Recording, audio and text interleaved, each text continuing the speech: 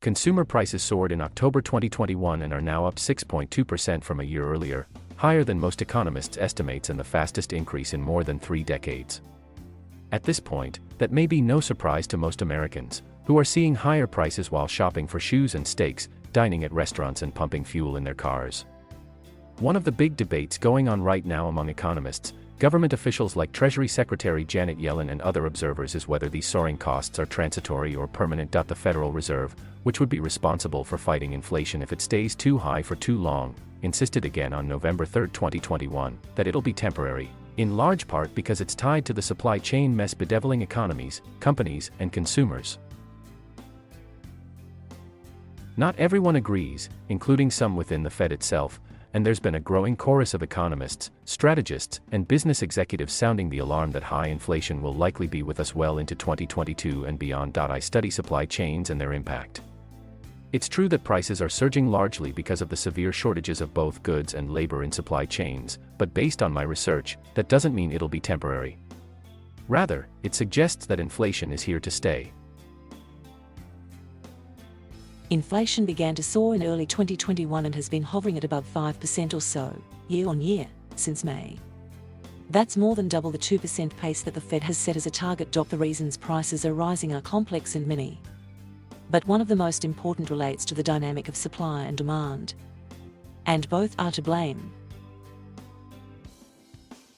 Let's start with demand. Even though early in the pandemic consumer demand dropped as people hunkered down amid lockdowns and unemployment skyrocketed, it has soared over the past year, not for services like restaurants and travel, but for goods, mostly ordered online. E-commerce activity has simply mushroomed to levels that never existed before the pandemic. Demand for products has significantly outstripped the market's capacity to produce or ship what is ordered. Some people aren't even going to the supermarket, hardware store or restaurant anymore because they do all their ordering online.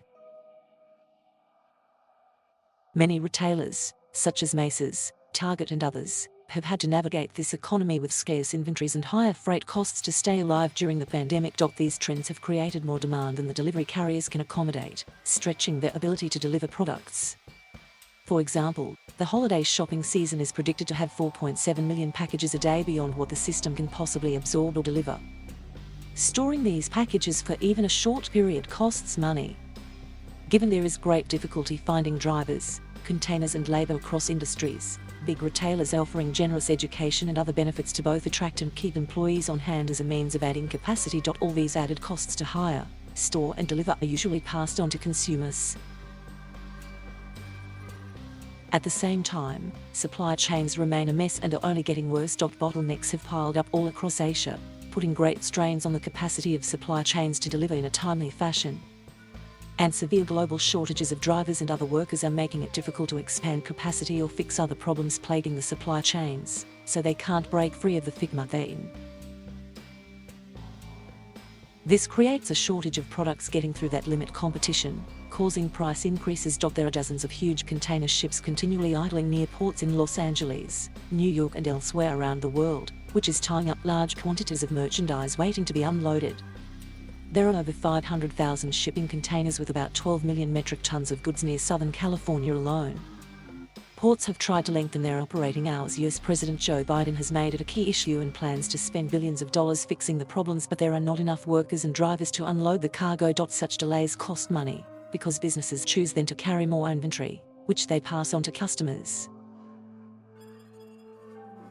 As an illustration, let's look at Nike, which largely depends on Vietnam for much of its shoe production. It lost 10 weeks of production because of lockdowns within that country. And it's taking an average of 80 days to get shoes from Asia to retailers in North America, twice as long as before the pandemic. As a result, shoe prices are soaring like everything else. Or consider Melloth, the Utah-based furniture retailer, which reports that it has only 55% of its normal inventory on hand because of freight delays. Cars get stuck in garages because of the shortage of spare parts. Living room, kitchen and dining room furniture prices are up 13.1% from a year ago. Another way to think about it is to examine one single product, Bullfrog's Pars M9 hot tub. It requires 1850 separate parts. Supply chain disruptions have pushed manufacturing time from 6 weeks to 6 months.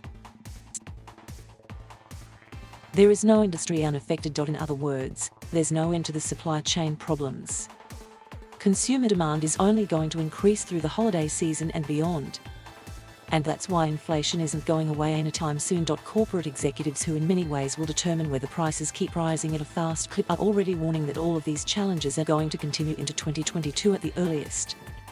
Some say the problems will extend into 2023 as well. Economists surveyed by Bloomberg in October expect inflation to slow to 3.4% next summer and hit 2.6% by the end of the year. While that would be encouraging, it's still well above the pre-pandemic average of 1.8% and outside the Fed's target.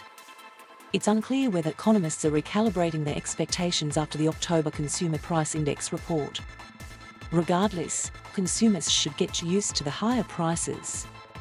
They're the new normal. This article is republished from The Conversation under a Creative Commons license. Read the original article.